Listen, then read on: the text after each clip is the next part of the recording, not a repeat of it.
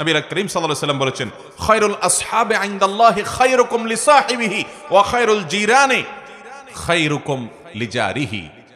তোমাদের মধ্যে সবচাইতে ভালো সঙ্গী হলেন আল্লাহর কাছে সে যার সব দোস্তরা বলে যে আমাদের অমুক দোস্তটা খুব ভালো মানুষ, এবং প্রতিবেশীদের মধ্যে সবচেয়ে ভালো আল্লাহর কাছে সে যার আশেপাশের প্রতিবেশী, পাশের ঘর, পাশের দোকানদার, পাশের লোকজন, আশেপাশের লোকদের সাথে তার রিলেশন ভালো, সম্পর্ক ভালো, তাদেরকে পারতপক্ষে কষ্ট দেয় না পানি দিয়ে।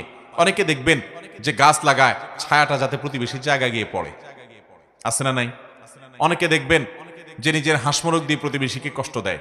অনেকে দেখবেন প্রতিবেশীর খোঁজ খবরও নেয় না। শহরে জীবনে দেখবেন পাশাপাশি ফ্ল্যাটে বসবাস করছে, মাসকে মাস বরং বছরকে বছর জানেও না কার বাড়ি কোথায়, কার নাম কি, মুসলমান না অমুসলমান, কি করে কি খায়।